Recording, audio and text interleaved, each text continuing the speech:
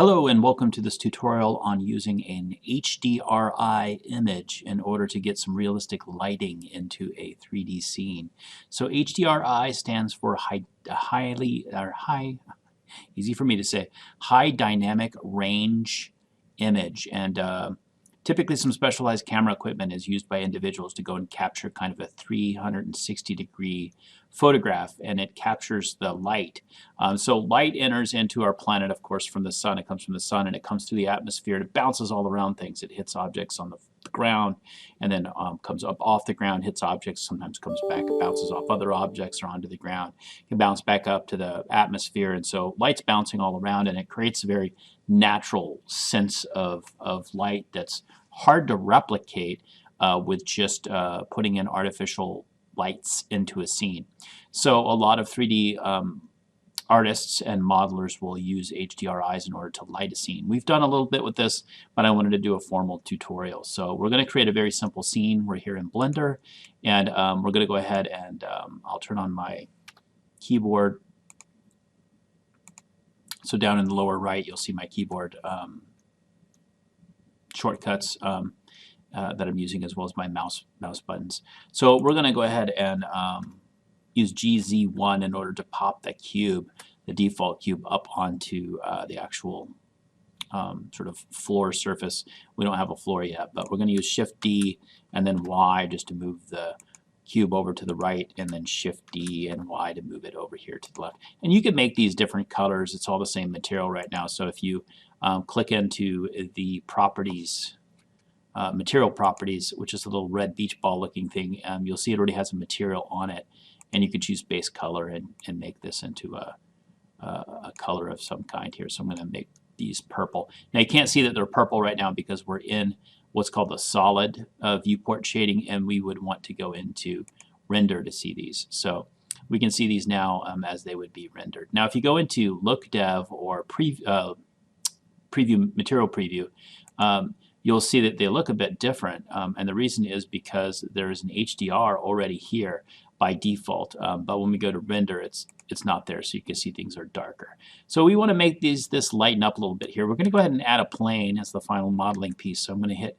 Shift A, go to Mesh, choose Plane, and use S on my keyboard to scale up the floor, and we'll add a material here. So I'm still in material properties, so I can, the plane doesn't come with a material, so we have to click new in order to get a material in here, and then we can just go to the base color and choose kind of a base color. So I'm going to choose a color here, and you can see that this light that we have in the scene is giving us some light here. If we were to delete that, we would see it's dark, but we're going to put in this HDRI image and use the light in order to light our scene here.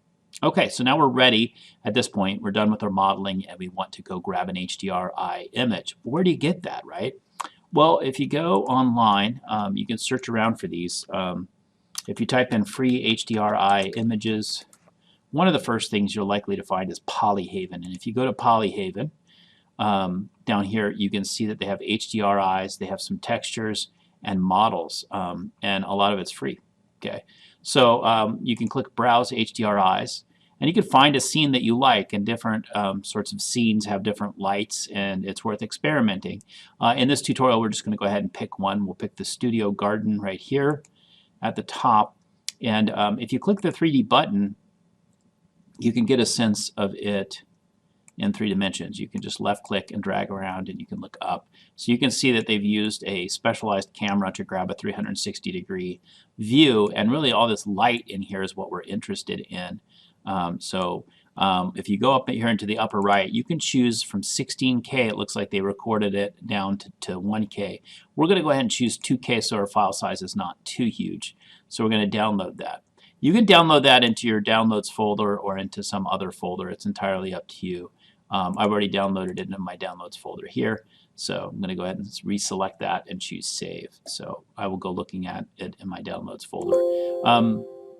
So I'm going to replace it on mine. Okay, once you have that HDR file saved, you can head back into Blender here, and we're going to go into our shading workspace. So it's up here along the top. There are different workspaces, and the shading workspace allows you to sort of splits the screen into different parts. The main viewport is still available, and if we click on objects, we can see down here in the bottom our shading nodes. We're in object mode right now, but we actually want to change the world. We're going to add an environment texture to the world. So we can click world, okay, and we can select add, and we're going to go down to texture, and then in the submenu we're going to locate environment texture. What this does is it brings out another node. Each of these little boxes are called nodes, and we're going to click to place that. You can zoom in and zoom out. You can shift middle mouse button and in order to pan or slide things around. Okay, we're going to go ahead and connect our color, and one of the things you'll notice here is if we're in render mode, okay, in render mode we can see that it turned pink. Let me disconnect that.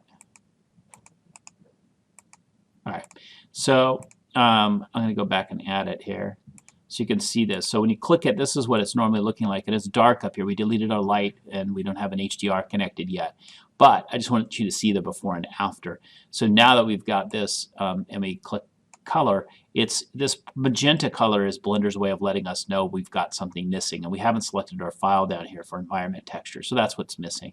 So we can go down here and click on open, and we can click into downloads and find our file, our HDR, and we can click on open, and you'll notice, bam, we get that light. So the light from that 360 image, and you can pan around here and see it's the 360 image, right, is now across our model here, our little scene. Okay, and you can notice there's no shadows really because this is all sort of ambient light that's bouncing around, unlike a lamp which would generate a shadow here. So we know we've got this sort of ambient light. Now you may not want to, if you go to render like camera mode, you can you may be able to see, let me go ahead and move my camera. So I'm going to go into view here, select lock camera to view, just so I can move my camera on. So if you rendered at a certain angle, you might see this background picture, right? If I go into render here and click on render, okay, so you can see this background image in my render here. We don't really want that, so so in order to make that transparent, I'm going to go back out of camera mode by toggling on the camera. So in order to do that, we want to come over here into our properties panel and find the render properties, which looks like a little back of a camera, and we're going to go down and find a film, and in film here we're going to click transparent, and that will notice the light stays on the model here, right, but that background image is gone. So we've got a nice ambient light in our scene here. So just another way to light a scene in a very natural sort of way without casting a lot of shadows or anything like that. Sometimes shadows are great, sometimes artificial lighting is fantastic, and it's kind of the look you want to go with. But when you're looking for a sort of realistic or natural light, HDRs are kind of the way to go. If you flip back over to look dev mode, you can see we've got a very similar sort of scenario when we click into render mode. Okay. All right, so that's the end of the tutorial. So make sure you save that and submit that if it is an assignment into Canvas. And I thank you for your time and energy, and I will see you in the next tutorial.